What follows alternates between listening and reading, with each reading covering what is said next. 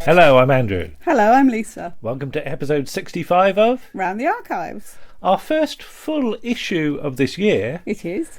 but our third actual release. Yes. As we've done 2 in conversation episodes on audio and on video. Yes. One with Warren talking about Doctor Who VHSs, and one with Nick talking about tapes and taping in general. So be sure to find those out. We've also done Vision on Sound Yes. and the Shy Life podcast We as well. have. And I've been twitching like a good un, as they say. Okay. I've been broadcasting a lot on Twitch, Right. playing games with Warren and Paul. Yes. So if anyone does have a Twitch account, please follow me there. That would be good. I need just a few more followers and they'll stop paying me money. Oh my goodness. So follow us on Twitch TV/Trowby, TROWBY. But now, on to the first article. And it's Martin Holmes looking at NYPD Blue.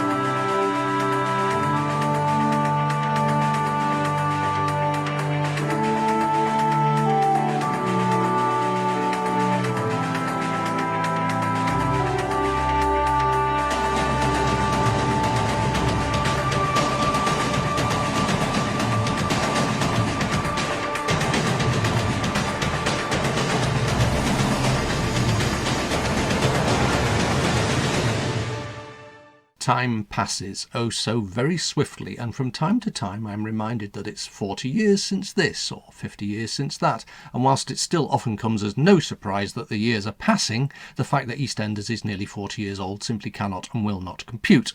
After all, when that particular TV show started, Coronation Street was already on the brink of reaching its quarter century, and already seemed ancient, whilst the BBC's brand new soap opera rival seemed edgy and fresh and brand new, and perhaps a ridiculously trivial dramatic diversion for the channel to be making, as it started its descent into popularist hell.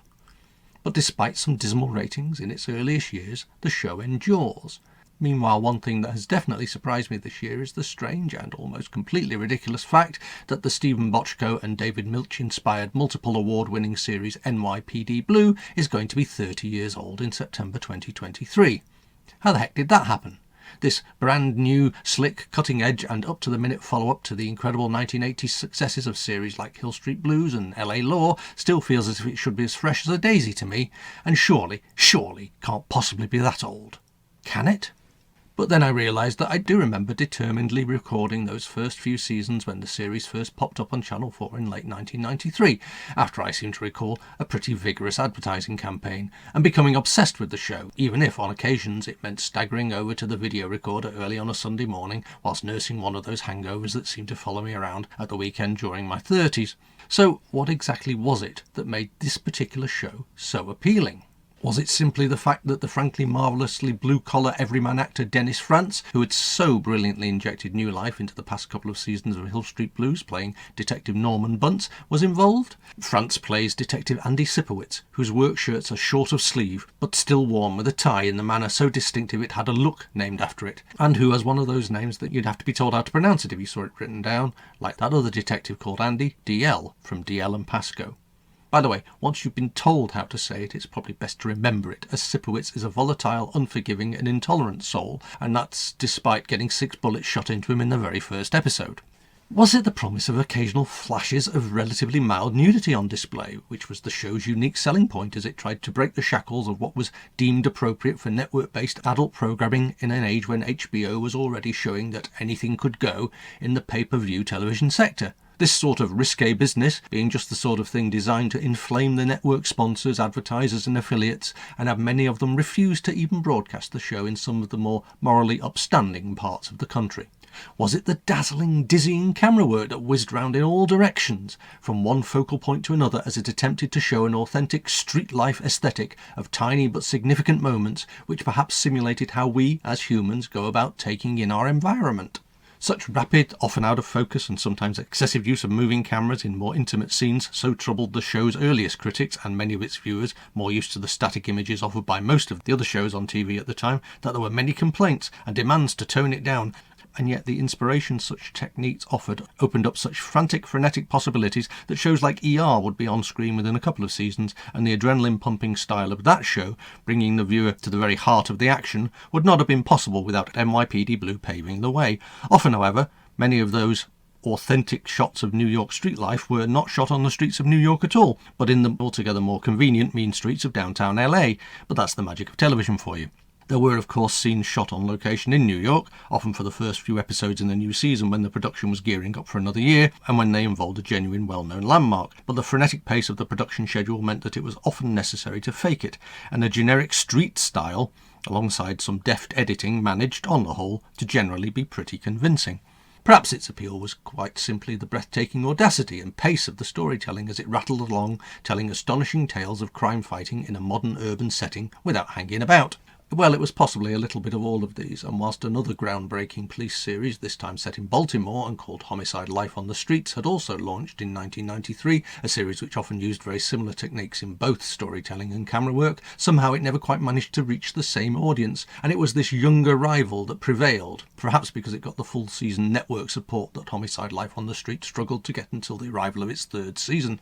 First broadcast by the ABC network in the US, that first season of NYPD Blue is both an astonishing feat of storytelling and unique because several of the main cast, around whom the bulk of that season's storylines revolved, would not be returning for the bulk of the second year because of certain production problems that, for a time, at least until its success was proven, made its survival and renewal for that second year very doubtful indeed. That first season tells the story of the troubled life of Detective John Kelly, as played by the flame-haired phenomenon that is the actor David Caruso, who caught the eye of the producers when he was cast as one of the leaders of the Irish-American street gang, the Shamrocks, in the earliest seasons of Hill Street Blues. Make a note of that racial designation because matters of race and exactly where your people come from are very important to the characters in NYPD Blue. None of them are simply Americans, but are identified and identify themselves by their perceived roots and the roots of the various members of their closest kith and kin. Sadly, however, it does sometimes seem as if your racial heritage does tend to have some bearing on whether your character, especially if it is a character who's up to no good, makes it alive and or free to the end credits, which probably says a lot about the times the programme was being made in, but also shows us that, in many ways, little has actually changed. So, of the lead characters in that first series, Detective John Kelly, and given his red hair, possibly also Detective Greg Medavoy, are from Irish-American stock. Detective Andy Sipowicz claims to be Polish-American, Lieutenant Arthur Fancy is Black-American, Officer Janice LaCalci is Italian-American, ADA Laura Michaels Kelly is White-American, and Detective James Martinez is Hispanic-American. And be prepared, sometimes the words used to describe the members of other groups, or the words characters sometimes used to describe themselves, are not the kindest or most complimentary terms. Such racial distinctions really do seem to matter a lot to the writers of NYPD Blue, and race issues would come up time and again. Often, at least in the early seasons, presumably because they were a hot topic in the culture of the times the show was being made, but also because of the abrasive, conflict-fueled behaviour of the character of John Kelly's detective partner, the very troubled and troubling Andy Sipowicz. Kelly and Sipowicz are a pair of detectives in the 15th Squad, both of whom have very complicated personal lives. Sipowicz is an angry alcoholic, a bigot, a misogynist, and a homophobe, amongst other things, and all of those negative character traits will be addressed over the course of the following 12 years. Kelly is seen as being the voice of reason, very loyal to and very protective of his partner, and at least in the beginning, the series is centred around the life of his character as his home life collapses around him.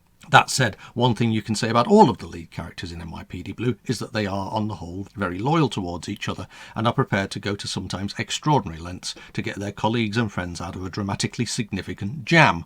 Whether or not they go to the same lengths in pursuit of the truth when it comes to the bad guys, however, is debatable, but of such things are the false jeopardies of long-running TV series and character arcs made. As the show begins, Kelly is in the middle of an on-again, off-again divorce from his wife, the Assistant District Attorney Laura Michaels Kelly, who once the John Kelly character departs, the show would have no further need for. Luckily for Sherry Stringfield, the wards and corridors of the ER of Cook County Hospital in Chicago would be waiting for her within a couple of years. During that first year, you'll also get a rather tragic 4-episode story arc featuring a pre-Friends David Schwimmer in a storyline which doesn't end well for him, but does at least remind me that the series featured many great actors in supporting roles across its 12 years, and there's a lot of fun to be had in spotting them popping up from time to time. John Kelly is also having an affair with a uniformed cop, Janice Licalsi, as played by Amy Brenneman, whose father has ties to the mob. In fact, the mob, and how many ties it may have to the New York Police Department, is a very powerful thread that runs throughout that first season. This is of course all very complicated, and how their relationship plays out is one of the binding threads of that first year, even if towards the end of that brutal season, John Kelly has moved on to relationships buttock-flashingly new.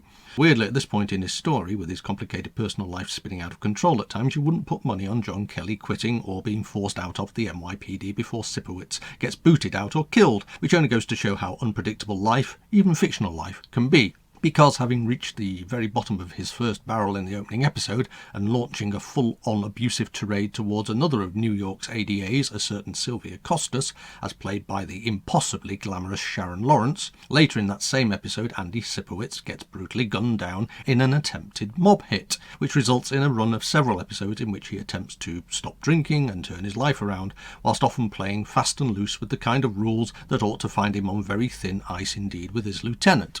All of his efforts to improve himself, however, ultimately lead towards an unlikely, quite surprising, and ultimately, though this takes a long time, rather sweet relationship with the person who was once on the receiving end of that opening torrent of abuse. Only in telly, eh, people? That in later seasons they would have a child and Sylvia would come to a very sticky end is all for the distant future, as are all those terrible moments when Andy falls off the wagon or talks about wanting to beat confessions out of particularly terrible suspects. But what also happens in those later seasons is that the series will offer up some surprisingly tender moments with single dad Andy and his son Theo, as well as finding him forming a very strong friendship with Bill Brocktrop's openly gay character John Irvin, towards whom Andy is initially and very predictably utterly hostile. And so through NYPD Blue we get a ringside seat as this angry, bigoted man goes through a 12-year journey towards becoming a better person. Somewhere along the line he also manages to reconcile his dislike of Lieutenant Arthur Fancy, the, quote, black boss he is often openly hostile towards, and who, despite having so many reasons not to, somehow manages to tolerate this troubling detective through nearly 8 combative and conflicted seasons, despite being the most centred character in the group, and whose own complicated home life is, on the whole, refreshingly ordinary. Later still in the series there will also be another unlikely marriage for Sipowicz, this time to the surprisingly youthful and vigorous Detective Connie McDowell, as played by the extraordinarily glamorous Charlotte Ross, which is waiting for him not too very long after that.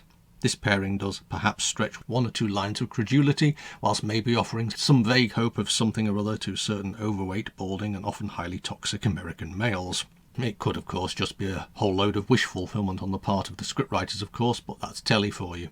Sometimes the fantasy is what we want, no matter how unlikely it might be.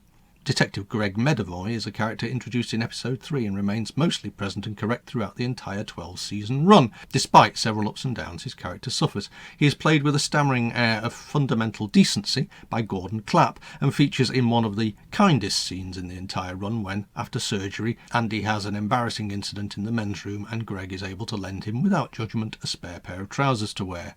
It's a nothing little moment really, but those are the sorts of scenes that have stuck with me long, long after the scenes featuring the various scumbags have faded into the background. In the course of that first series, Greg Medavoy also has a fateful relationship. His is with the first of the series' great police administrative aid characters, one Donna Abendando, an impossibly glamorous Marilyn Monroe lookalike as played by Gail O'Grady.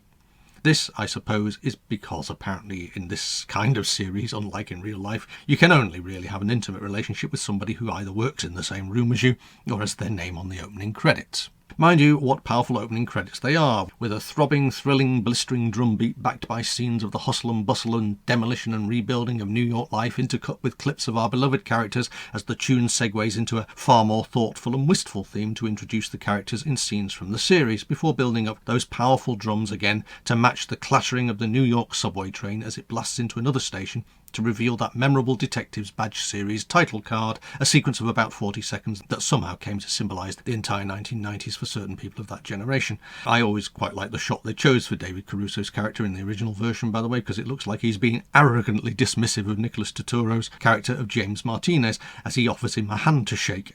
Even though the scene as it plays out in the show is nothing like that at all, it does seem that already somebody in the cutting room is having a little dig at the show's leading man. Meanwhile, towards the end of the first series, the show manages to show the viewers that when he's not on the booze, Andy Sipowicz is actually a rather brilliant detective.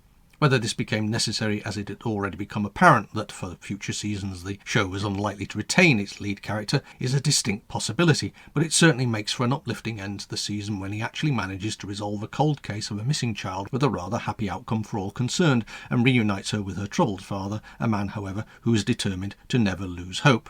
Because of that particular story thread, that final episode of the first season, Rockin' Robin, is, in all honesty, at least in part, one of the most upbeat episodes that the entire 261 episode run of NYPD Blue offers up, because, more often than not, this is a gritty, urban and often unpleasant take on life on the crime-ridden streets of a major international city, and it's very rare, for obvious reasons, that many punches are pulled. That said, because it was on air at the same time as NBC's sublime Law and Order series for its entire run, it is interesting to me that the main difference between the two series seems to be mostly about how much they concentrate on the personal lives of the main protagonists. Happily for this viewer at least, Law and Order, especially in its original Mothership series, seems to revel in being all about the crimes themselves, and what we do ever learn about the personal lives of our regular characters seems to trickle out almost by accident from time to time, and by keeping the police procedural half of the show almost, but not entirely, separate from the legal proceedings half, those messy clashes between the two parts of an uncomfortable whole seldom feel the need to interact.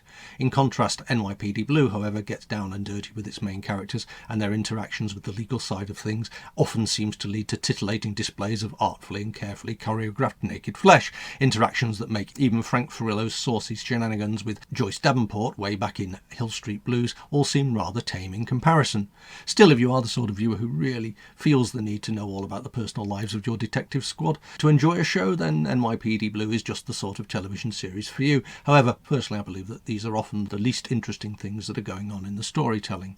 Mind you, off-screen the dramas were in many ways even more fraught than those playing out on screen, and ultimately led to sweeping changes, which changed the nature of the show towards a more ensemble style rather than the John Kelly-centric series it had been in that admittedly powerful first year. Depending upon who you choose to believe, there are many reasons for these changes, which range from pay disputes, a toxic working environment, or even just the sheer arrogance of a hot new star seizing their moment to shine. But the upshot of all of it was the sudden departure of David Caruso and wholesale changes in the show. However, David Caruso did, apparently rather reluctantly, agree to appear in the opening 4 episodes of the second year to at least round off some storylines that had been left hanging, and it is the stuff of television legend that once he had completed his final scene in the series, he was off down the stairs and into a waiting limo almost as soon as the director yelled cut. Sighs of relief all round, it is said, unless your character's continuing narrative depended in large measure upon the John Kelly storylines, and certainly Stephen Bochco seems like he never forgave the man for what he thought of as this huge betrayal.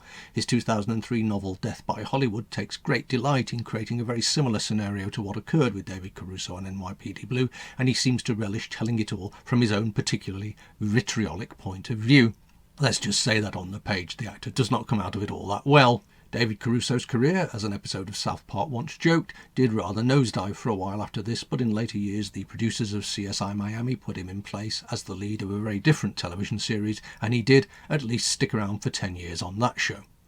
Ultimately, it is the unlikely figure of Dennis Franz who most benefited from this significant change in the series' focus, despite the producers bringing in an acknowledged TV star in the form of Jimmy Smits, once a huge part of the success of LA Law, to replace David Caruso early on in the second year. Jimmy Smits stuck around for nearly 5 years playing Detective Bobby Simone, a Latin American character who struck up a great, if occasionally somewhat fractious, partnership with Andy Sipowicz, and a far more intimate relationship with, no surprises here, his surprisingly glamorous colleague, Detective Diane Russell. But it was towards Andy Sipowicz that the writers turned their attention more and more as the series progressed, and this flawed but fascinating character, who in any other series would no doubt have continued to play second banana to the various conventionally good-looking leading men that they brought into play in partnership alongside him, very quickly became the heart and soul of the entire series, which is quite some feat when you consider where he started from in that opening episode.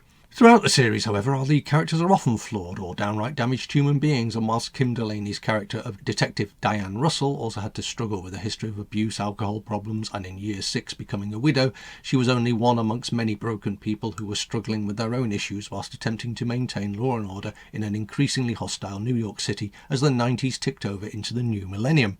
Not least of these characters was her strong-willed but naturally rather troubled female partner, Detective Jill Kirkendall, played by Andrea Thompson, who is possibly the most memorable pairing with Russell. In many ways they resemble a kind of updated Cagney and Lacey duo based at the 15th Precinct. Kirkendall is introduced after another female detective, Adrienne Lesniak, appeared to be rather unceremoniously written out of the show at the end of the 3rd series. This particular departure was after, no surprises here, Lesniak had been dating fellow detective James Martinez for a while, and then got a little bit weirdly possessive about him, in a manner that men writing women's roles in TV drama sometimes like to imagine motivates such characters. When Jimmy Smits departs, in the year 6 episode Hearts and Minds, which was incidentally once considered by TV Guide to be the 30th in its list of the 100 greatest TV episodes of all time, he is replaced for a couple of years by a troubled young detective called Danny Sorensen, in the real-life form of former child star Rick Schroeder, whose character became rather obsessed with his colleague, if you'll forgive my eye roll, Diane Russell for a time, before, after some apparent disillusionment with the direction his character was being taken in by the writers, being killed off-screen at around the time of the September 11th attacks on New York City, an event which did at least obliquely feature, as it had to really, in the following season's scripts. Stability of sorts would follow for the final 4 years of the show, with Andy's final detective partner of the series, one John Clark Jr., as played by Mark Paul Gosselaar. This also meant that Joe Spano, another Hill Street Blues regular, could be introduced, briefly playing his father. Sipowicz by this stage is acting as a kind of mentor, or perhaps an older statesman figure, to most of the younger detectives who join the squad. Jimmy Smits does even cameo as Bobby Simone in season 10 when the show is going through something of a metaphysical phase, and Sipowicz is having visions. But NYPD Blue never shied away from having the occasional lapse into strangeness, which on occasion features just as much as the emphasis upon counselling and recovery does, as it was a very big topic in that era, especially in our perception of New Yorkers, so you might get a little bit tired of the conversations about alcoholism which take place across the various seasons, but it's worth noting that it was very important at that time that such problems were being addressed. Other characters came and went with increasing regularity over the years, with only Sipowicz and Medavoy surviving until the final episode, and even that particular show is set after Medavoy has retired.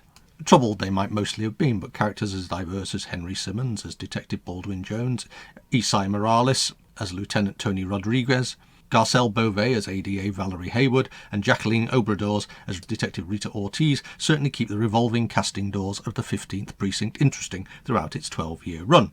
Even the strangely rubbish detective Eddie Gibson, as played by John F. O'Donoghue, gets a chance to shine in a position that really nobody should have ever promoted him to.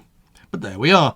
In the strange yet brutal world of the 15th Precinct of the NYPD, sometimes, just sometimes, despite the horrific hardships that many of the characters have to endure, the least deserving ordinary Joe or Jane has something good happen to them, no matter how unlikely it may be. Occasionally in the show's later years there was much talk of the programme struggling to find a suitable time slot on the network, but it still managed to defy expectations and continued on for at least a couple of years after several had already written it off. Despite all these and other problems, NYPD Blue managed to stagger on for 12 full seasons on American television, which, when you consider the number of years other shows like the Law & Order franchise, the CSI franchise and the NCIS franchise have managed since, might well appear to be something of a failure, but surviving 12 full seasons for any television show is actually a roaring success in my book, especially when you consider the many successful series that have vanished after 4, 5, 6 or 7 series, all of which are still both warmly remembered and highly regarded.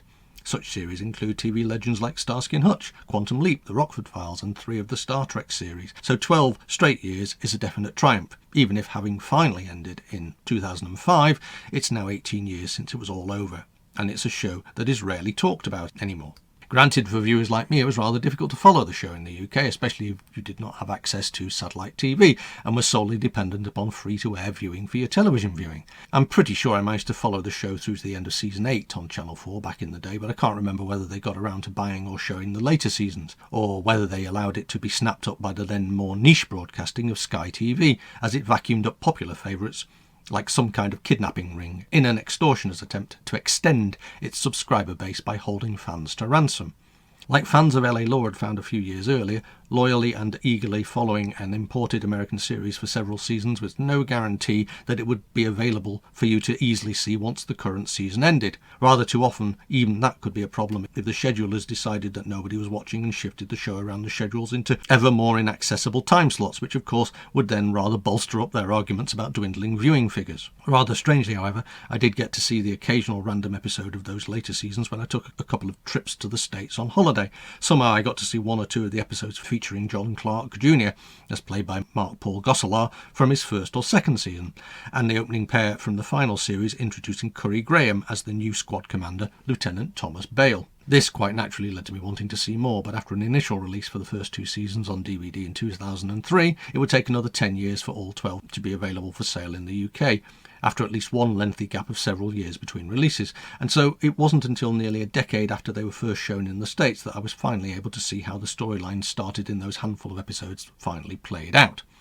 But I was interested enough and keen enough on the show to buy up all of the seasons as they became available, and spent several months binge-watching them on consecutive mornings. And, to be honest, it was really quite a sad day when I reached that final episode and that final tracking shot of Andy Sipowicz in the squad room as the 15th Precinct finally closed its doors forever. In the end, and probably not by design, NYPD Blue is something of a redemption story, at least as far as Andy Sipowicz is concerned. From the unpromising and downright awful character portrayed in that opening episode over the course of 12 very hard-fought years, we see him sober up, fall off the wagon, sober up again, become a father again. The loss of his son from his first marriage marks a huge turning point in one of the earlier seasons. He also loses a second wife in tragic circumstances, yet still manages to pick himself up and even find a third wife to help him with his struggles, all the time whilst helping to put away some of the most dreadful of the bad guys ever seen on television. Justice and righteousness may not quite be 2 words you most associate with the character of Andy Sipowicz, and his particular brand of what is right and proper and fair might not quite tally with your own, but you can't ever deny both his detective skills and his commitment to putting those bad guys away. Over 12 fascinating seasons, he changes from being one of New York's worst, on the very brink of being booted out, to becoming one of New York's finest, a decorated officer, and despite the fact that we're never truly sure that his underlying resentments and loathings have fully gone away, he transforms into someone who the rest of his squad can look up to and admire. As to whether he deserved any of it, of course, is down to the viewer. A lot of what was seen on screen over those 12 years might seem pretty unpalatable to modern audiences, so you do have to venture into the world of NYPD Blue with your eyes fully open to what you're going to get. But if you stick around, you're in for one heck of a journey.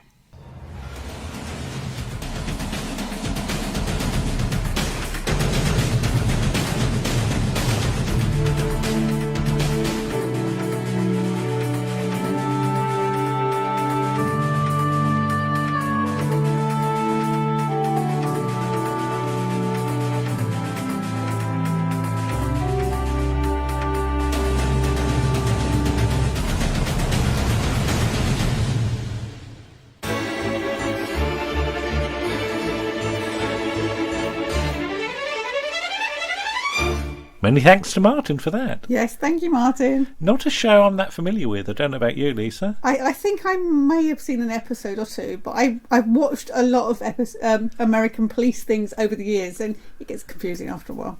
But always good to hear about things we're not that familiar with. Yes. Martin's show, Vision on Sound, continues on Sundays and Wednesdays now on Fab Radio International. It and does. you were on there recently talking about It's a Sin. But now for a show that we have covered a few times, but from a new perspective, as Paul and a new voice in the form of Muffleyontour arrived to talk about The Avengers.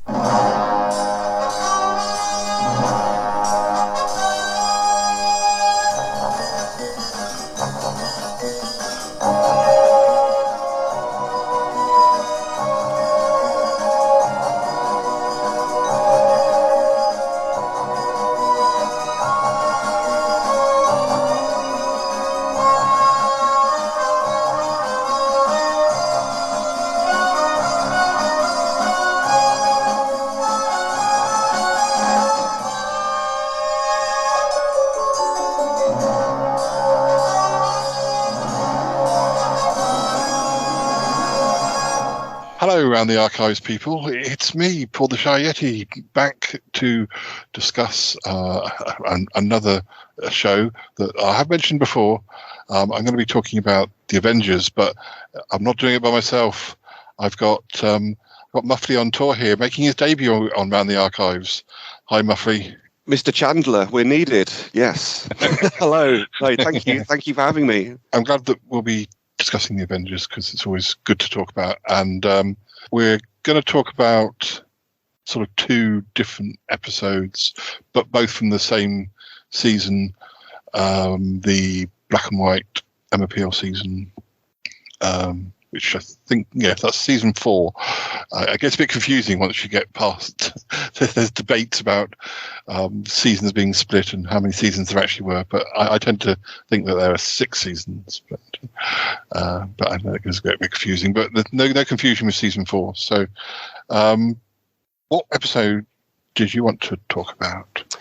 I am going to talk about The Hour That Never Was. But first of all, I thought I'd give you a bit of background about how I was introduced to the Avengers. So as we know, it's a cornerstone of cult TV. And I first started watching it when it appeared on Channel 4 in the early 80s. And it was on a Saturday night, from what I can remember. And it was very much a family event for us. My mum and dad would be enjoying a glass of port, and my brother and I would be living the high life on muffins and chocolate. So, yeah, there we go. And so just before I go any further, I would mention that the Kinky Boots podcast is brilliant and does a great deep dive and is working its way through all of the Avengers episodes, so that's well worth listening to. This is very much my own personal take on this episode, and also I know, Paul, that you've done some stuff on Vision and Sound before as well. I sort of just came in right at the end of them showing episodes on Saturday night. I don't know how many times they showed it in that era, but I remember. I'm pretty sure I remember this particular season being shown on Channel 4 more like at 6 o'clock. Possibly. But because I think they also showed them a bit out of order, because the first episodes I ever saw were like very late Emma Peel ones on the Saturday night. That's it. Yeah. And then suddenly it was sort of in black and white more at tea time. But whether they'd already shown it once and there was a second repeat, I don't properly know. But yeah. Because I remember I missed one, and my dad didn't give me the full title of it, and it was a Tyre episode. And he basically says, there's lots of versions of Steed going around and dying. And it was, they keep killing Steed and stuff. Yeah. So, and it wasn't until sort of a bit later on that I actually worked out what he was talking about. But no, it was very much something that sort of we used to watch as a family. And my dad always had this thing, I think I mentioned before, he wouldn't refer to it as the Avengers. He'd just refer to it as Steed. He'd say, Steed's on tonight. And he would do it with Time Team as well. So he never referred to Time Team as Time Team. He just would refer to it as Baldrick. Or Baldrick's on time. But there you go. That's the way things are. So, yes, going to look first at The Hour That Never Was. Now, for me, I think the black and white Steed and Mrs. Peel episodes are possibly the pinnacle of the show. The way I look at it, it's very much the revolver to the colour Mrs. Peel episodes, which are a bit like Sergeant Pepper, if that makes sense. Plus, there's a faint echo of the 50s in these episodes. I mean, Death at Bargain Prices feels like it's from sort of another age. That's definitely one that feels like it's got an echo of the 50s, as has this one, I guess, just the whole sort of air-based thing. The colour ones become a bit more swinging. And then I found with the colour ones, with the Mrs. Peel ones as time went on, they did become a bit sort of formulaic and could be overly wacky. So I actually welcomed the Tara sort of season, because I think it was a bit darker and sort of went in a sort of, different direction. So, I am very much a fan of this first season with Mrs. Peel in the black and white. It's definitely my favourite of the two Emma Peel seasons. And, as you know, I'm a Tara fan as well. So, but I agree that the colour Emma Peel season does become a bit formulaic. But although it's sort of formulaic in the middle, I think it feels like some of the ones towards the end of the season start to break that formula again. But then also, I never know whether we they were necessarily made in the order we saw them in. So yeah, I'd have to. But it does definitely seem to be a show where there were some episodes that everyone seems to like, but then there were lots of episodes that some people like. But I don't think there's any that anyone says, well, this is, everyone's a fan of some of them. Some of the ones that you see on websites being that people say, oh, they don't like this one. Often ones I really like. So, what's your thoughts on A Touch of Brimstone, the Peter Wingard episode, which was banned, I think, on first showing in the US? Yeah. I mean, I think I like it, but it's been a very long time. I almost think I don't watch that one very often because it's talked about so much. But sure, yeah. But The Hour That Never Was is definitely one I see, quite a lot. And like The Town of No Return as well, which is sort of one of the first ones I saw. And the man who was Surrey Green, of course. There are various ones. Depends how long. I very rarely sit and watch in order from. I never kind of trust myself to do that. So when I come into it, it's more like what's your favourites, or watch ones you can't remember that much. I think doing this article or doing the research for this article has I probably had the biggest Avengers watch, and it's still ongoing for quite a while. So which is not a bad thing at all. Yeah, I think I'll be going back. I mean, we'll be touching on your episode later. I'll be going back and looking at the Kathy Gale episodes again, I think. But what we did, we've got BritBox and the Avengers, very big in France. I'll try and get the pronunciation right. It's Chapeau Melon and Bottiqui, bowler hat and leather boots. And so Angelique likes it. Her favourite's The Persuaders, though, but she still enjoys watching the Avengers. And we did sort of a bit of a sort of binge watch over sort of a few weeks, like from start to finish, from this black and white season onwards. So as to why I chose The Out Never Was, apart from liking the story, I think it's because it has a personal aspect. It's centred on an RAF airbase, which growing up in East Anglia brings a certain familiarity. So where I was in Cambridgeshire, there were numerous World War II air bases, such as Bourne, Bassingbourne, Oakington, Waterbeach, and so on. The most famous one is Duxford, which is now part of the Imperial War Museum. And always remember that because my dad used to work opposite the Imperial War Museum, and when they had air displays on in the summer, rather than paying the sort of admission fee, he'd park in his works car park and we'd watch it from there. So yeah, a good money-saving aspect. And also I used to work at Cambridge Airport, which had been an RAF base in the war. And one thing you used to see all the time was bins with the acronym FOD on. Do you know what FOD is? No. I'm guessing, but no. It's Foreign Object Debris.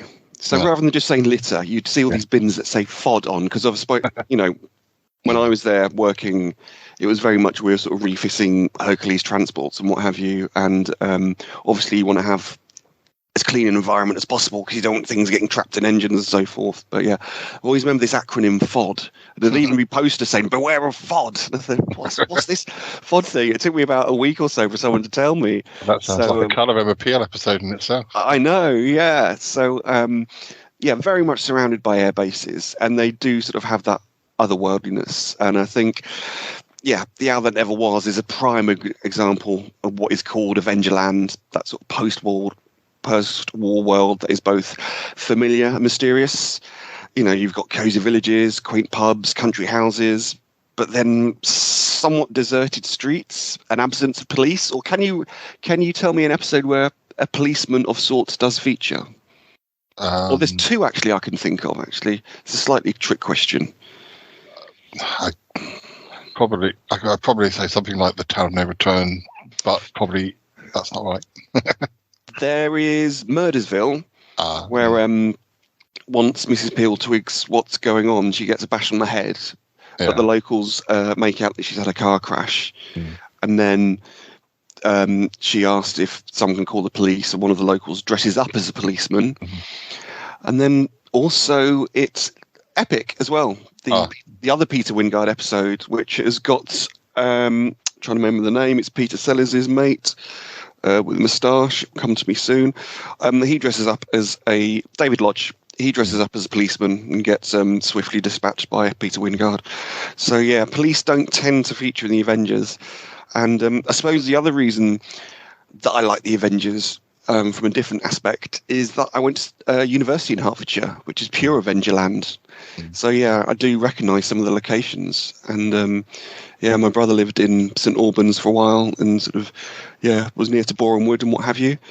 So, yeah, very much this episode, I would say, epitomises Avengerland. Now, the location for this is RAF Bovingdon, which I think was fairly near to Boreham Wood.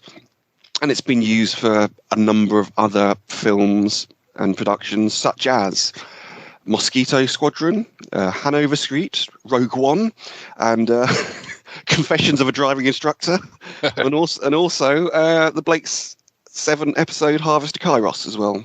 So there you go.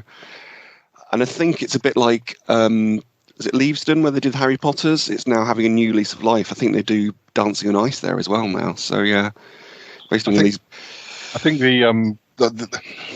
there's, I mean, there may even be other episodes where you've got like sort of empty spaces or empty places, and I think that's one of the reasons I like that never was. But I was also thinking about, you've got the Morning After, which is a Tara King episode, which I want to rewatch. That is St Albans, St Albans. Yeah. And then, of course, Sleeper in the New Avengers is also sort of. I think it just works really well when you get a busy area totally empty. It's sort of fascinating to watch because you don't usually see sort of busy places so empty. And it was interesting, and I think all the three of those stories are quite different ways of doing that. Yeah, very much so. Very much so. So, in terms of the story, we have Steed and Mrs. Peel. They're out in the country now. I can't remember if they are actually going to this reunion do at the RAF base, or they just happen to be close to it. So, apologies for that. But they have this crash, and importantly, the clock stops just before 11. They make their way to the airbase, and then they see this milkman, but very quickly he gets shot dead. So it's just very, very sort of bizarre what's going on. So in true Avengers style, they decide to investigate the base further. Just as Mrs. Peel discovers the body of the milkman on his float, there's this like really weird noise that's going around. And then the noise stops. Steed returns to the lounge to get himself a drink and meets Roy Kinnear. Now, what did you think of Roy Kinnear in this episode? Because I'm kind of like, did you need that person in the episode? Because I don't know. Sort of. Yeah, I'm not sure that he's that useful. Because then, of course, well, at that point, he's the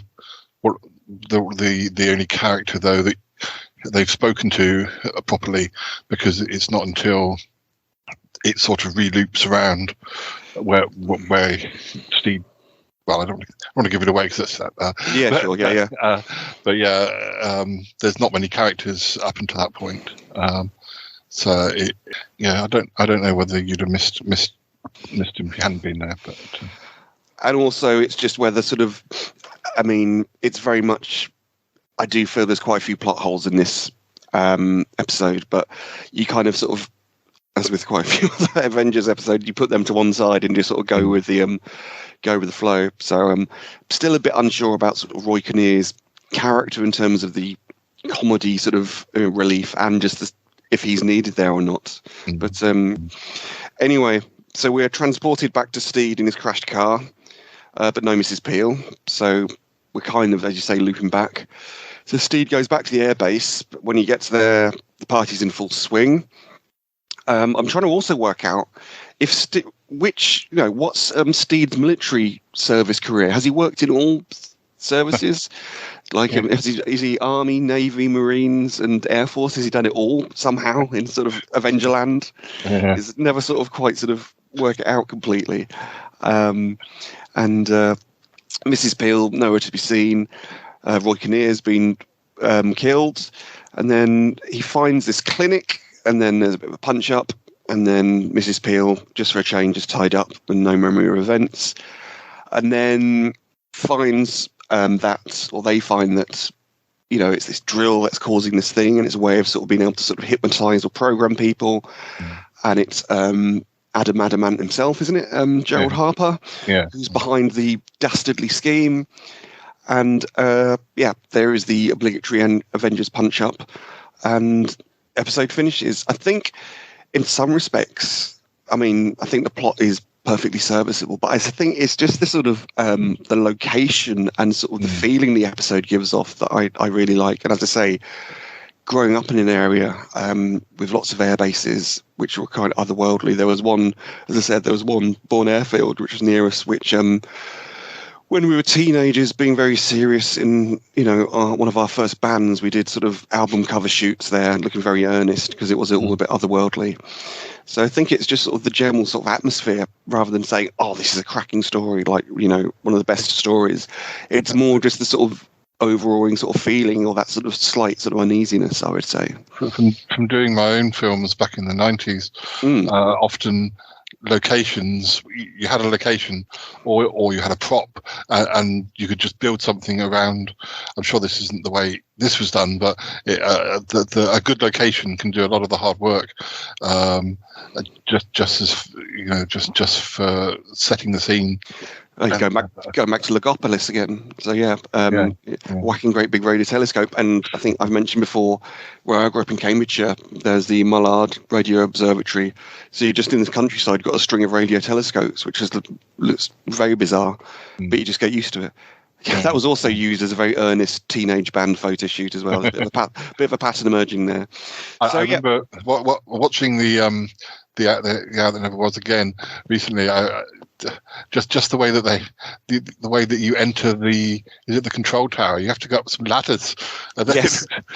and then I wonder if there are any outtakes where Diana Rigg didn't hop off the ladder so nimbly, and because if you tried to do it on camera, you probably end up coming down hard on your ankle or something. But she makes it seem very very Emma Peelish when she jumps off the ladder.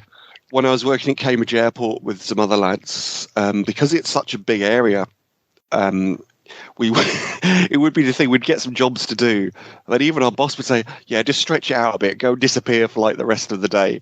And so you'd literally find like a hangar to like just go fall asleep in, or read a book or something. And it's very bizarre. Or go exploring, as you say. So there was a few times we were sort of precariously on ladders ourselves, like sort of trying to get onto the roofs of things, which could have turned out sort of quite bad, but we're still here to tell the tale. So so overall, you're very much a fan of The Hour Never Was as well, would you say? Yes, definitely. Yeah, it's definitely one of my go-tos. Yeah, I would say so as well. But we're sticking with this season, and what are we going on to now, Paul? Well, we're going on to The House That Jack Built. But before we talk about that, it's a funny one, because there are other episodes that are a bit like it, but there's some confusion, and I had to rewatch and do a bit of research, because I used to think that The House That Jack Built was remade as The Joker, but really The Joker is a remake of a Cathy Gale episode, Don't Look Behind You, which I don't think I'd watched till today. So I watched that, and Don't Look Behind You and The Joker have whole chunks of script that are identical. And even, I think at the end of The Joker, because of course I've watched them out of order, The Joker ends with Steve saying, do you think I scared him? And that's exactly what he says at the end of It really is the same. So goodness knows if this is all supposed to be canon, why is Steve not going, just a minute, didn't this happen about 3 years ago? Yeah.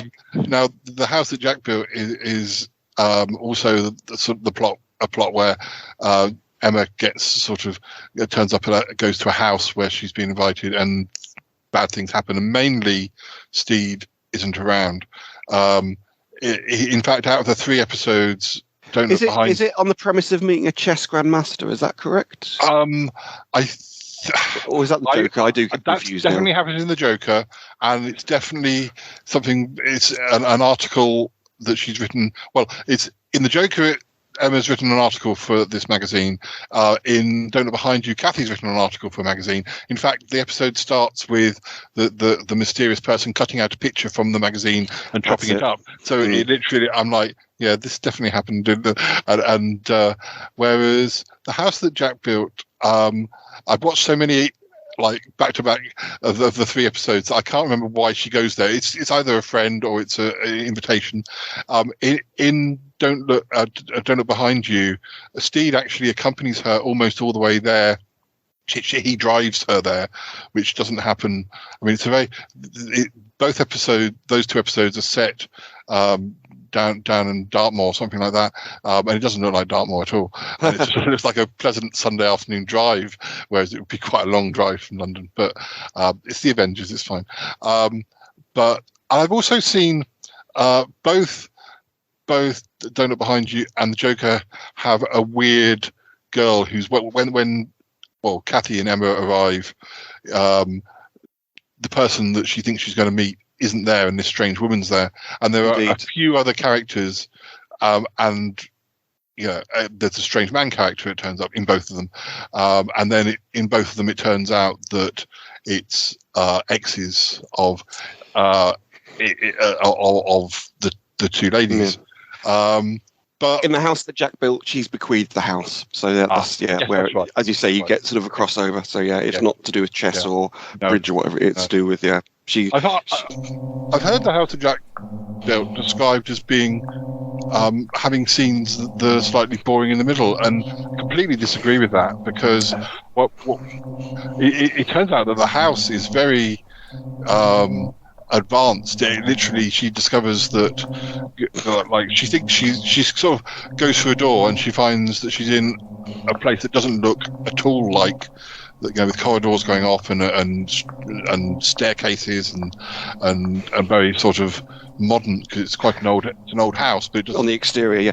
I love the background noise. I'm not sure if we can get that into the podcast, but if we can do a sample of the background noise, I love that. And again, she's trying to get out of this maze, and every time she tries, she finds herself back in the same place, to the point where she leaves like a lipstick mark on the to sort of guide her. That's what I do in IKEA, to be honest. I leave a lip. I was also going back to Logopolis. That's true. It's all connected. And I think for the same reason that I enjoyed in Logopolis, where they go into the TARDIS within the TARDIS within the TARDIS. I find the scenes that are set in this sort of maze very, very interesting, and I think I much prefer the house that Jack built to Don't Look Behind You or the Joker, even though it does have one other character who she finds, and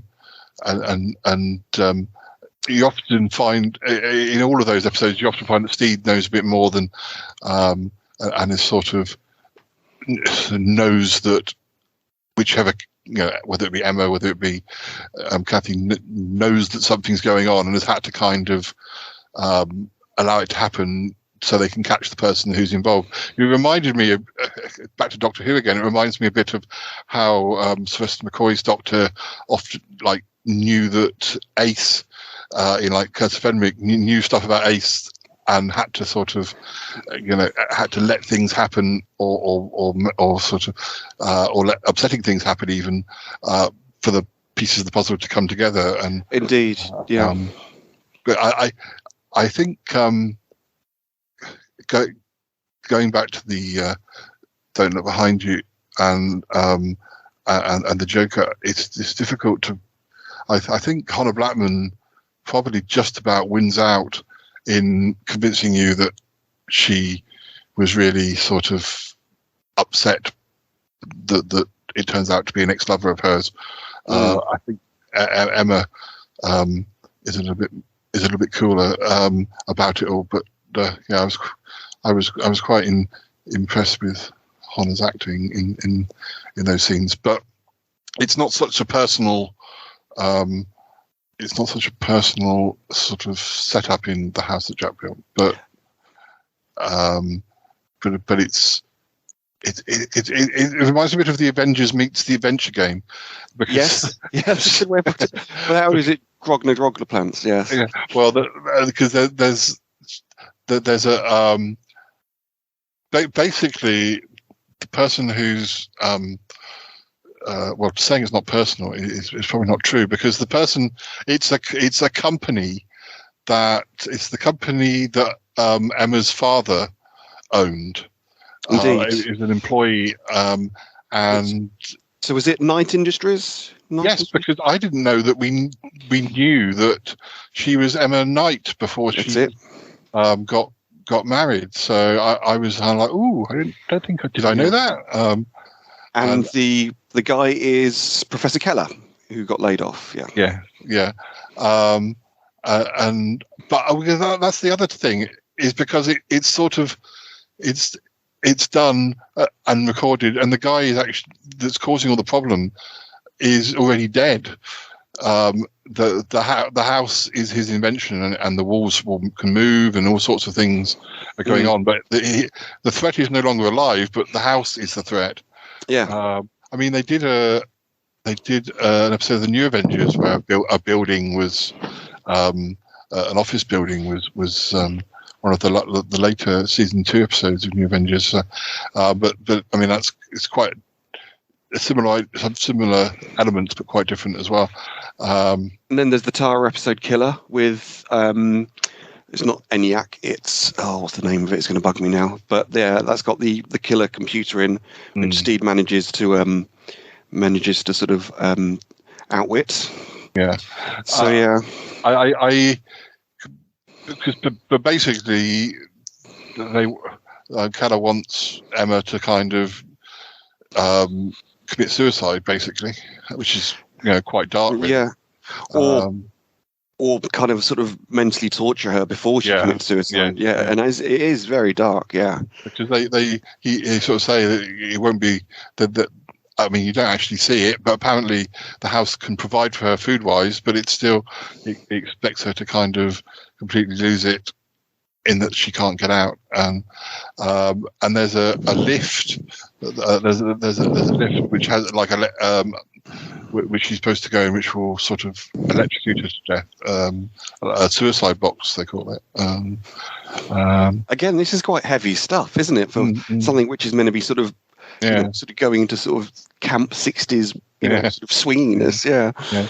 The whole start of it is really so, because in those the other two that have the similarities, you don't. It's just the house, and in the Joker, the house has doors that swing round, which have jokers on and stuff. So there's a little bit of changing the traditional house to make it more with tricks and hidden rooms and stuff. But in the House of Jack Poet, it's a lot more sort of, you get to see behind the scenes. It's all quite interesting. And the adventure game comparison is because she has to kind of work out trying to make the computer backfire on itself, and there's a hole that she has to put, and she's like, well, maybe we can market this as an escape room. We can do Avengers, the House that Jack built escape room. Yeah.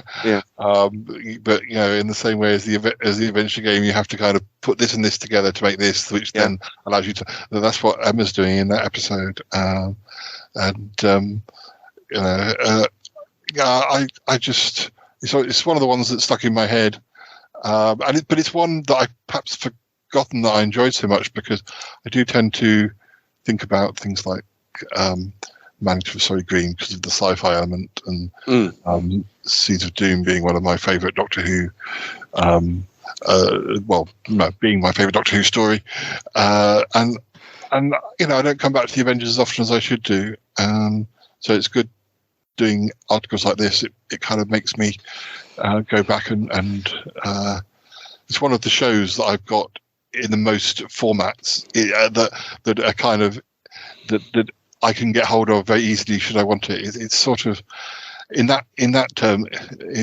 terms, partly because it is relatively easy to get hold of. It's probably one question about Seeds of Doom. Who's your favourite character out of the Tony Beckley or the John Jallis character.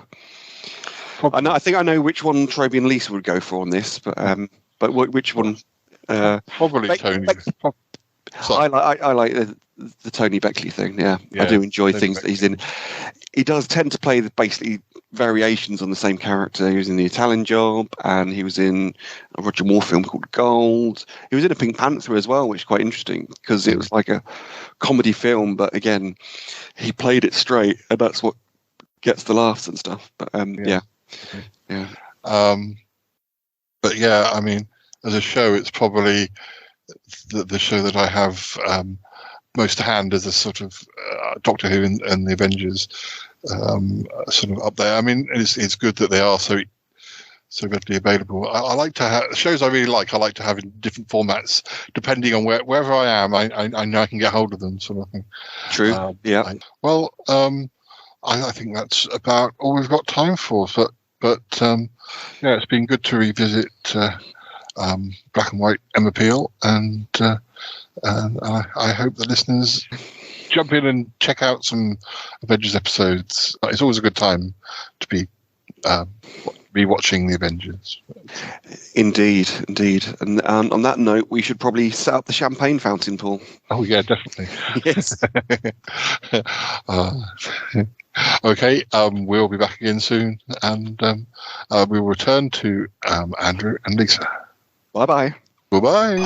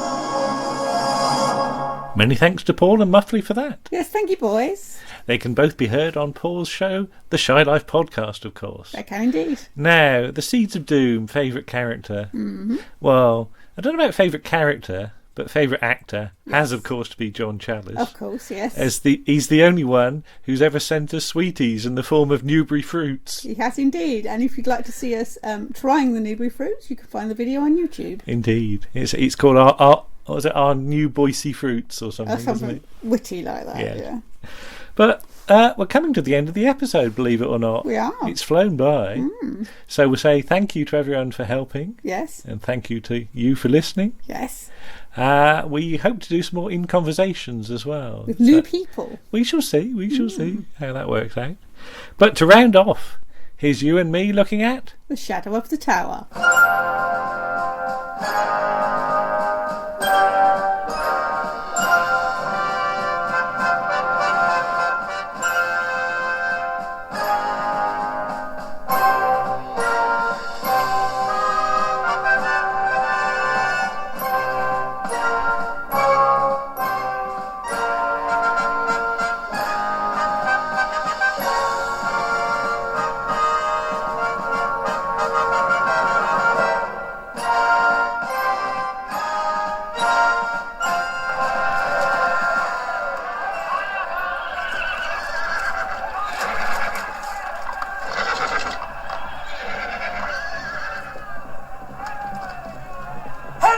Tudor, by the grace of God, King of England and of France, Prince of Wales and Lord of Ireland. Hooray!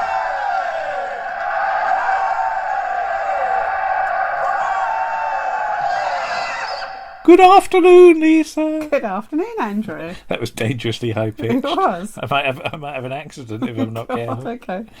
You like a bit of Tudor, don't you? I do. I'm very, very fond of the Tudors. Right. Yes. So today we're going to talk about The Shadow of the Tower, which is from when, 1972? 1972, January 1972 to March 1972. 13 episodes, which is longer than any previous Tudor historical series. Yeah, because previously we've had 2 serials. Yes, you had Six Wives of Henry VIII in 1970 and Elizabeth R in 1971. Those were both 90-minute things, weren't they? They were. Whereas now we're in a more sort of traditional 50-minute Yes. slot. Yeah, a more manageable slot, I would say. Yeah. Yeah. It's almost the Z cars of the Tudor Yes. period, isn't it? Yes, it is. Yeah. But you think it's the best? I do think it's the best. I think it's the most interesting. Yeah. It features the reign of Henry VII, who was the founder of the Tudor dynasty, Yeah. and I think he's very underrepresented. Yeah.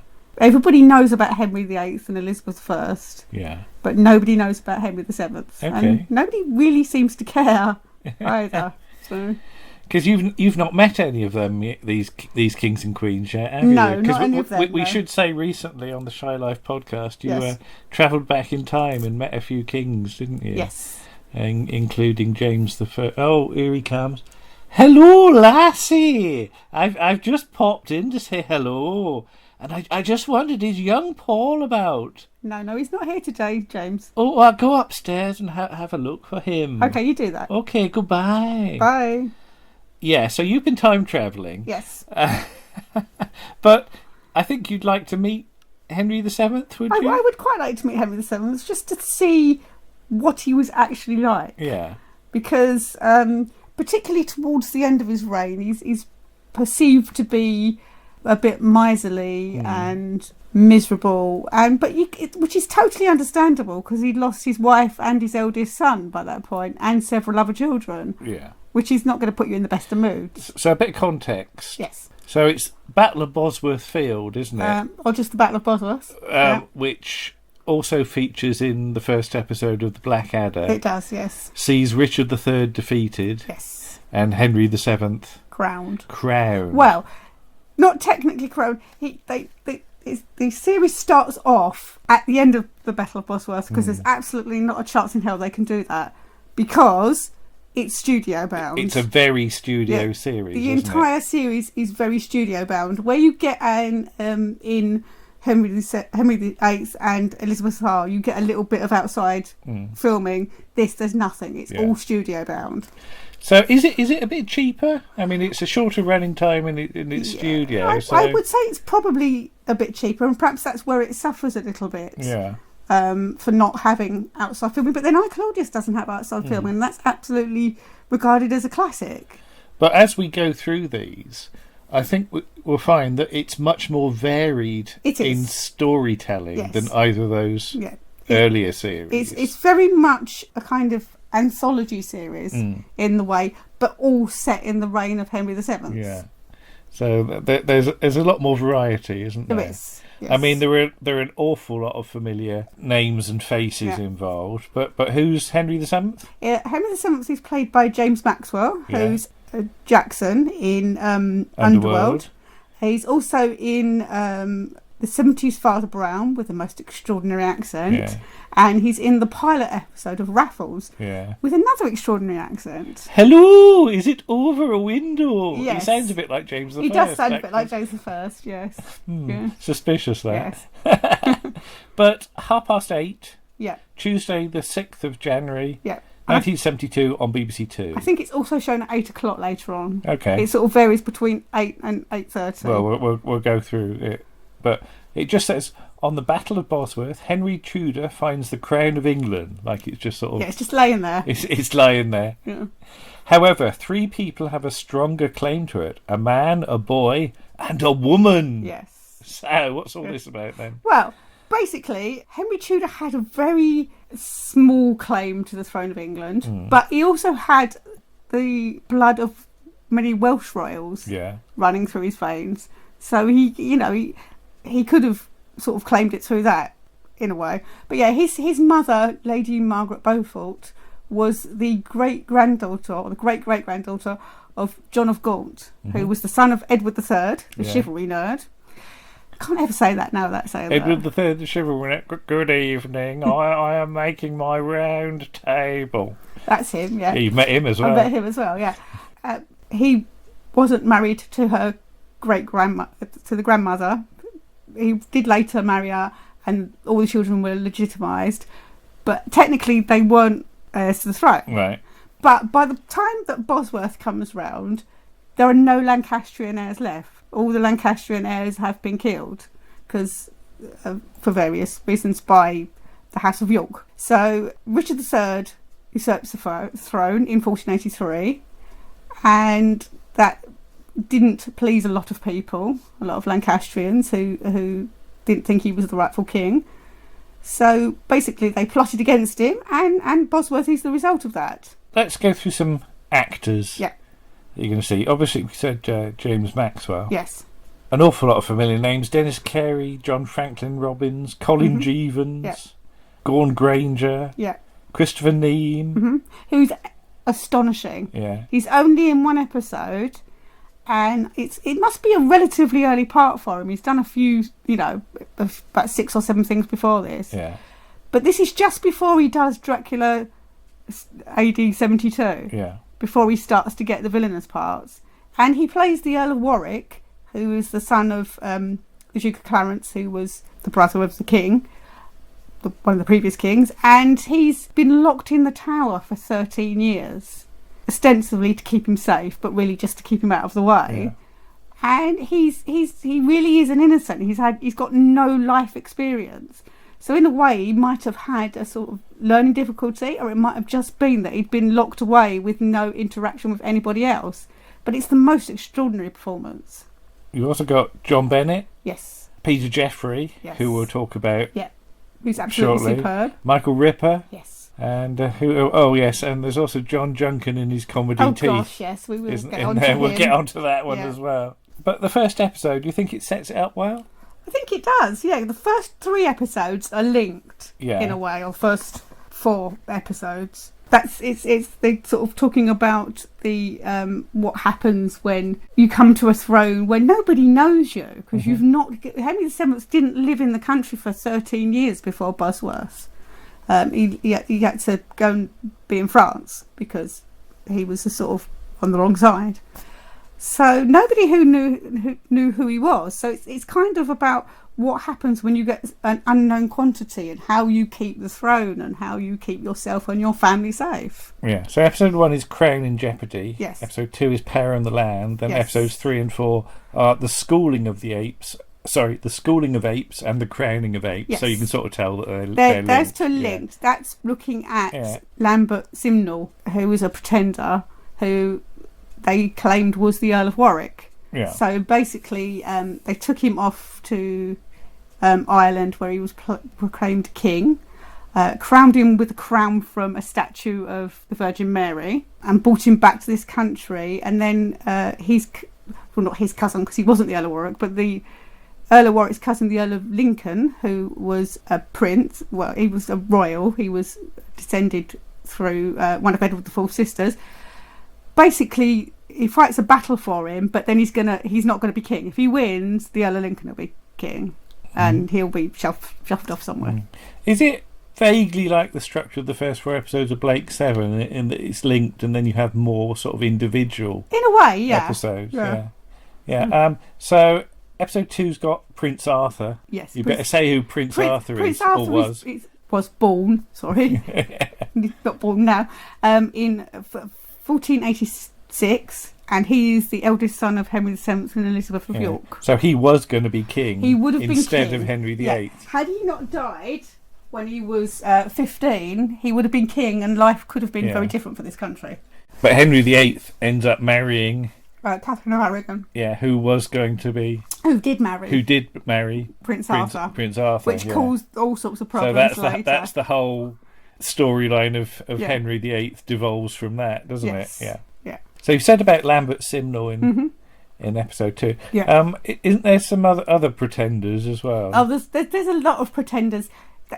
through his reign. That's why it's really strange that the story is not better known, because there's a lot of people saying that they're king, putting in claims. There's a revolt in Cornwall that nobody's actually really ever heard of.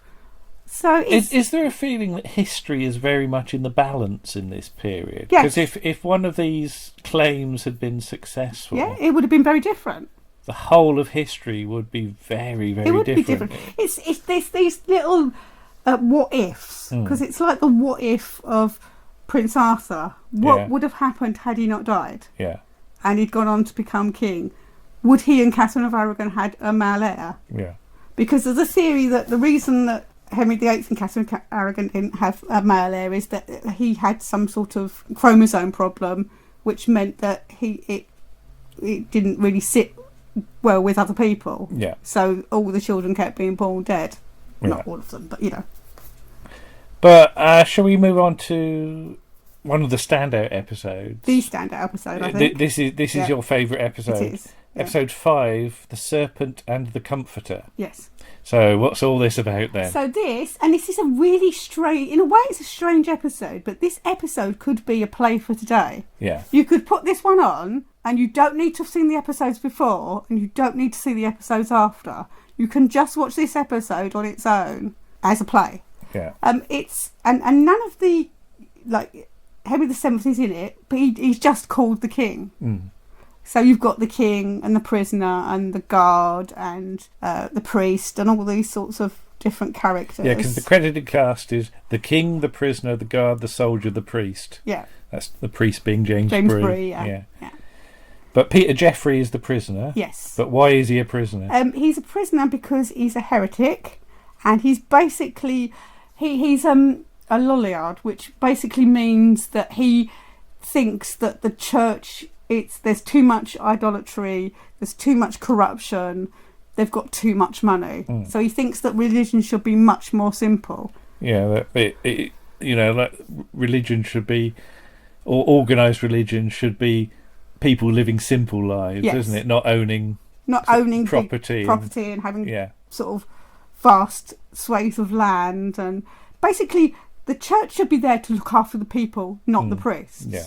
Which is a bit of a problem at this time. But why is this such a good episode? Because it's just, I mean, obviously all the performances are superb. Yeah. I think it's one of the best things I've ever seen Peter Jeffrey do. Yeah. I mean, let's say Peter Jeffrey is good in everything he does, but this is an absolute peak. Yeah, it's peak Peter Jeffrey, if there is such a thing. It is. Yeah. It's just because it's looking at belief and the dehumanisation of people because they have a different belief to you, and the whole thing that because they say he's a heretic that he must have the devil inside him. Well, I think it's quite good because you've got Michael Ripper. Yes. Because there's a sort of trainee sort of guard, isn't it? The soldier. Yeah, David Ashton. And he's saying, don't listen to him because he's a heretic. Yeah, and he'll infect you with the devil. Yeah, and he's saying, well, what is a heretic? And what do they teach? They teach heresy. Yeah. And that's all he wants to know. He doesn't want to understand it. He doesn't. He just wants to warn against it, doesn't he? So I think that's nice, that sort of closed-minded thing about, he is wrong. Mm-hmm. And I don't want to listen to what you've got to say. Yeah, and I don't want to hear it. There's a lot of that goes on still to this day. Yeah. But you get James Maxwell, Henry VII, he wants to save his soul because this is the second time that Peter Jeffrey's character has been brought up for heresy. So you can deny it once and you will be fined and you can go off. If you're caught again spouting heresy, you will be burned. Yeah. There is nothing that you can do to get out of it.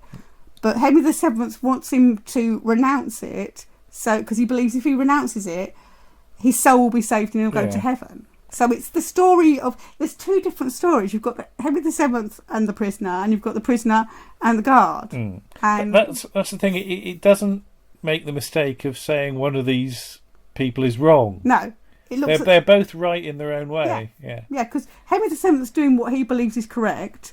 Peter Jeffrey is doing what he believes is correct. David Ashton's just totally confused by his character.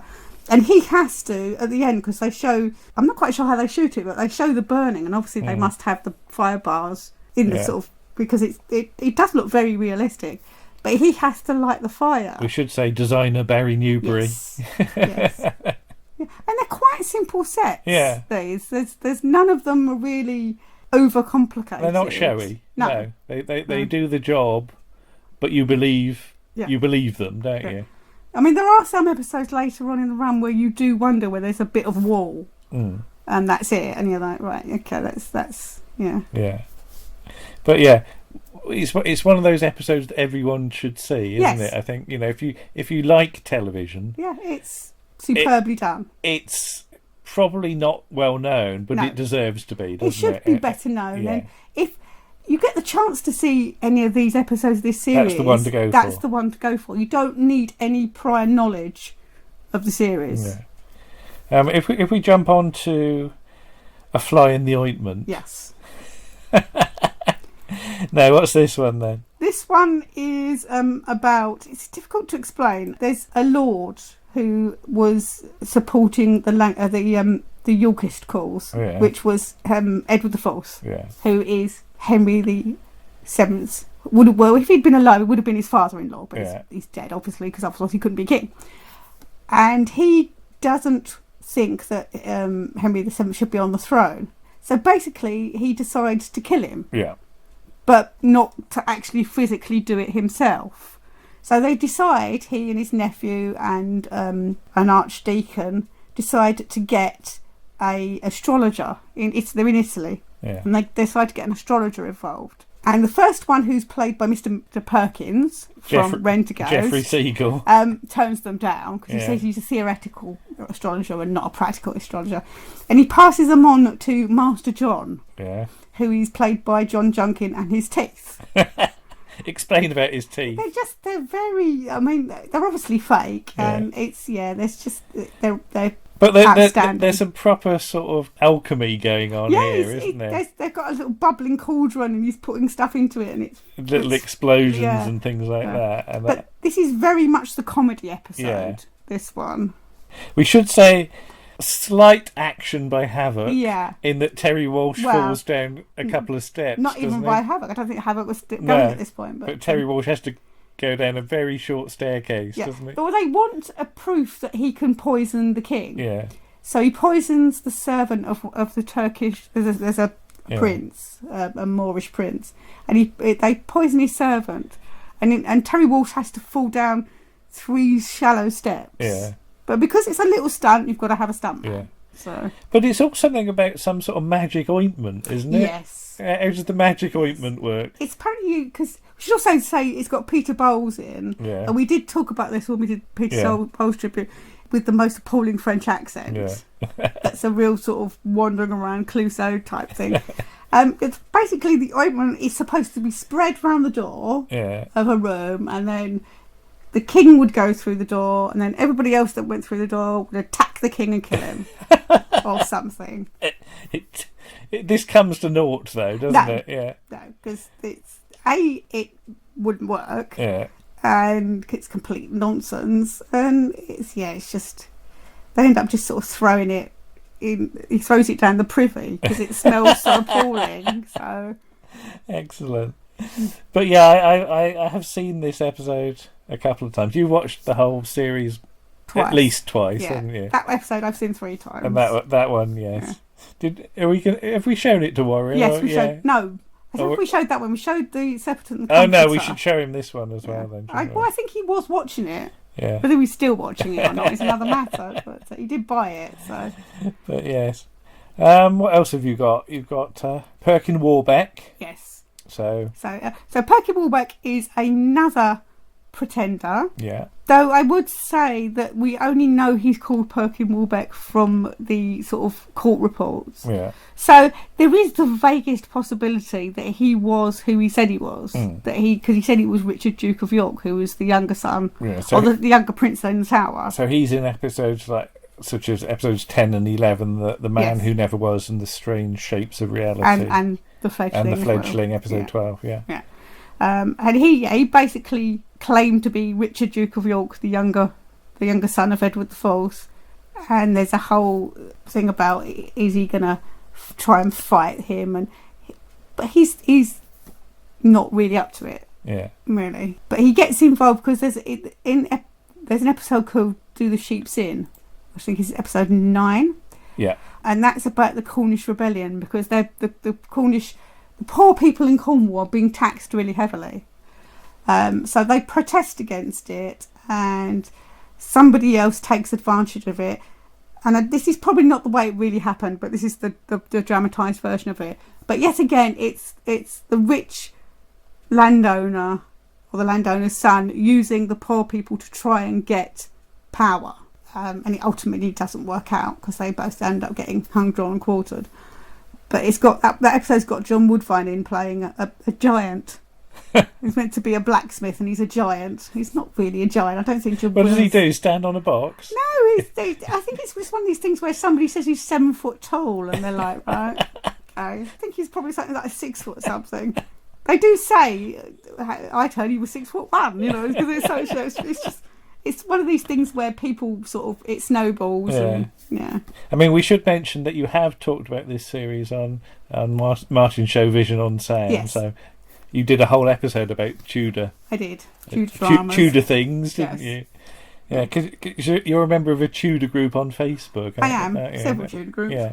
And I wonder how well they know this series. Probably, I don't know, because I know one of the authors that I've read, there's an author called Nathan Amin, who's written about Henry VII and all the various pretenders.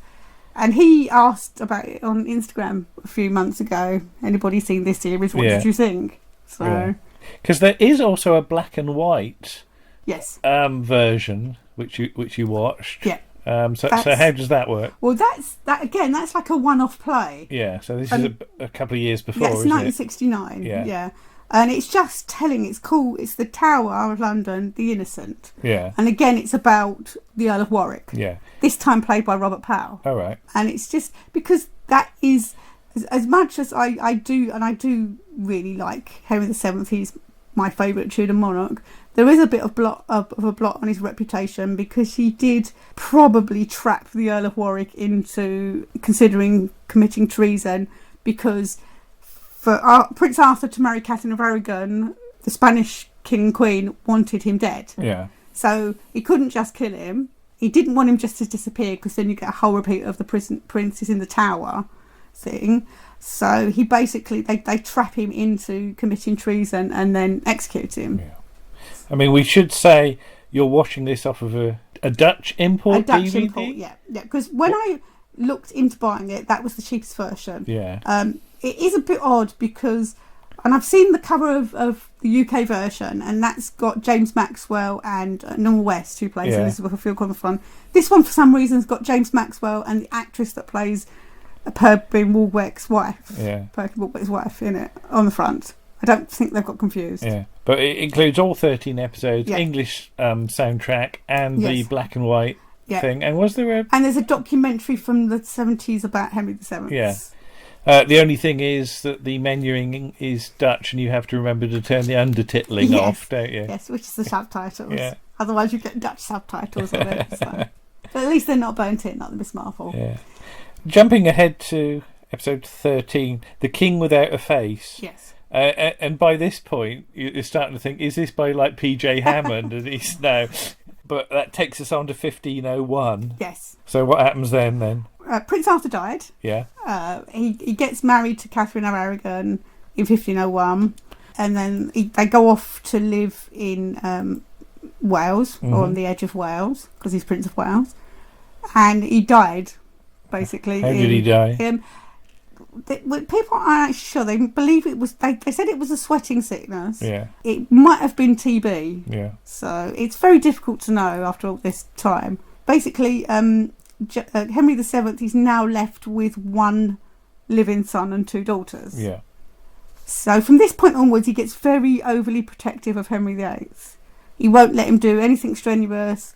To get to his room, you have to go through the king's room, and it's really very well done, because there's a scene when he and the Queen find out that Arthur is dead, and he gives a really excellent performance, showing emotion. He cries and it's very emotional. And then he's Elizabeth of York, who was his queen, gets pregnant again because she wants to try and give him another son. Mm-hmm. And when the baby's born, it's born on her 37th birthday, and it's a girl. But then she dies. Yeah. And the baby died. So, and then you get the aftermath of what happens after she dies, and you don't actually go into the last few, because it's too much to go into the last few years of his life. But he was very often ill. He had sort of various throat and lung problems, and probably things weren't as well done as they were earlier in his reign. But it's difficult, and it's called the King Without a Face because he said, do the people know what he looks like? Because you have to think that in an age of, obviously there's no newspapers, there's no he's television. on a coin. He's on a coin. It's not exactly... it's not a good likeness. It's not a great likeness, because it never is. You just wonder whether if people saw him, if he didn't have his crown on and all these stuff, would they know who he was? Yeah. No. There's a lot of stuff as well, because Elizabeth of York was the eldest daughter of Edward IV. In some ways, she's more entitled to the throne than he is, which is why he marries her. But because she's a woman, she can't have the throne. At this point, there's no way a woman can be the monarch. Yeah. So it's just an interesting look at the last few years of his life. But you say a woman can't be a monarch. Yeah. There's quite a lot of women direct this, though. Yes. Yes. You've got Prudence Fitzgerald and Moira Armstrong doing most of the episodes, so they're doing 4 and 3. But Anthea Brown Wilkinson, Joan Kemp Welsh, as well as a few familiar names to Doctor Who people like Darryl Blake and Peter Moffat, who get an episode each. Yes. But how do you think the actual direction, the studio direction, works? Is it a good production all round? Yeah, there are episodes. There's one episode, The White Hart, which is episode 6. Which the director is not enjoying it as much, I don't think. But the following episode, or the one after that, the camera's moving all over the place and it's pulled up high. And so I think it very much depends on the script. If they're not finding the script inspiring, the direction can be a little workmanlike. But then scripting is given to an awful lot of people, isn't it? It is, yeah. It's not just one or two people. Yeah. It's, the most anybody gets is 2 episodes, isn't it? So Hugh Whitemore writes 2 episodes, including your favourite, is that right? Yeah. Yes, The Serpent and the Comforter. But again, some names that I don't really know. An awful lot of Johns involved. John Elliott, John Gould, John Peacock. Rosemary Ann Sisson writes the first episode, though. First 2 episodes. Oh, right, it's the first 2. Yeah. And she also writes for the 6 Wives of Henry VIII as well. Okay, yeah. So there is a bit of... there is a bit of crossover. And you get Julian Mitchell later go on to write quite a lot of Morses. Okay. So some good people involved. Yes. I mean, I didn't really know what to expect when we got this. Was it? I guess it was yours.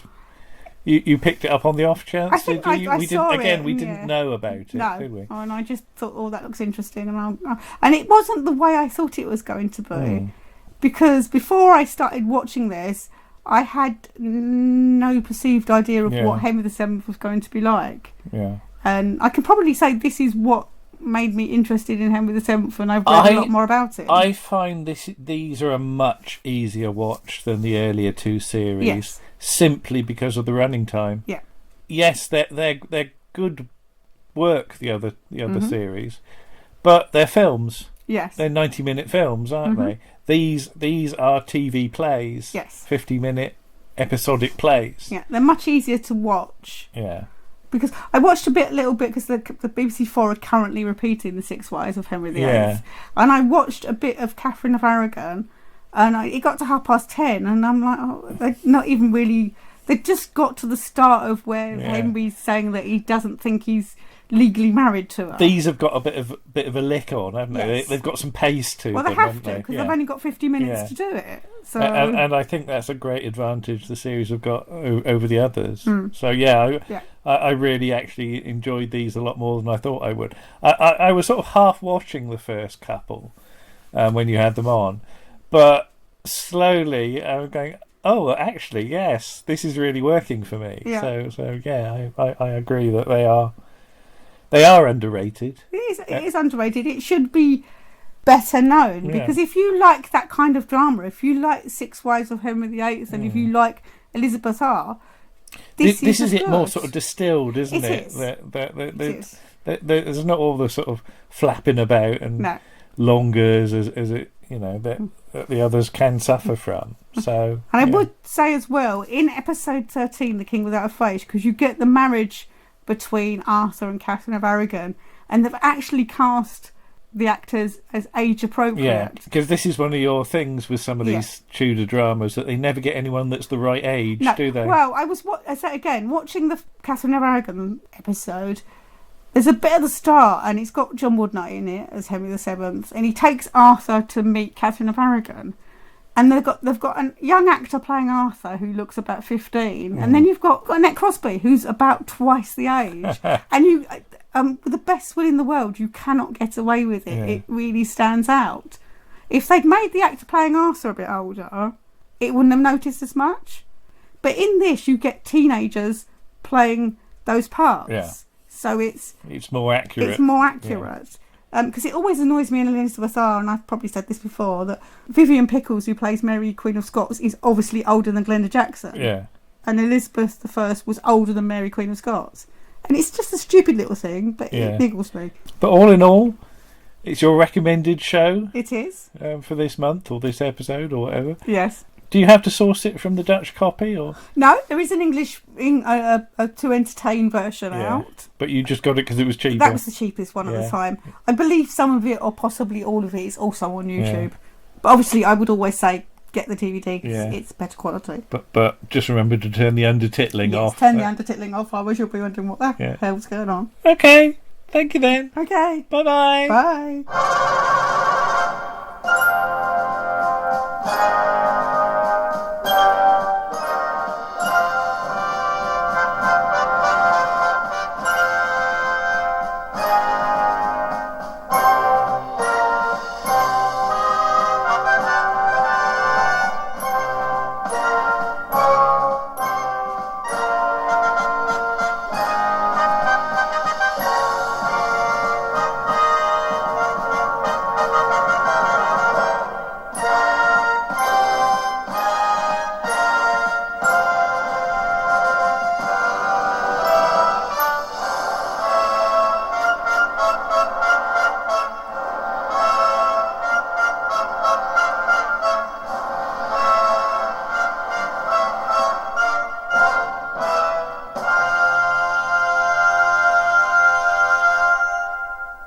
That was episode 65 of Around the Archives. Starring Lisa Parker, Andrew Trowbridge, Martin Holmes, Paul Chandler and Muffleyontour. On the musical side, you heard Dan Tate and Paul Chandler. The script for The Shadow of the Tower, The Serpent and the Comforter was by Hugh Whitemore. And the producer was Jordan Lawrence.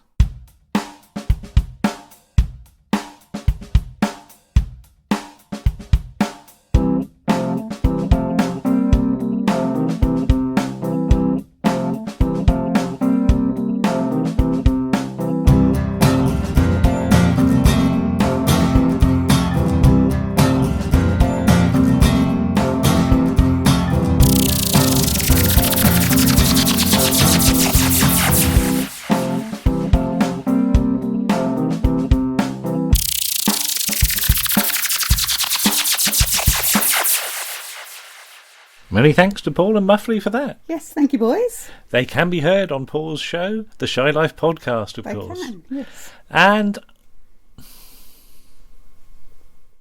many thanks to Martin for that. Yes, thank you, Martin. Again, not a show I'm that familiar with. I don't know about you. Yeah, I think I may have seen 1 or 2 episodes, but I've seen so many American police things, it gets confusing after all.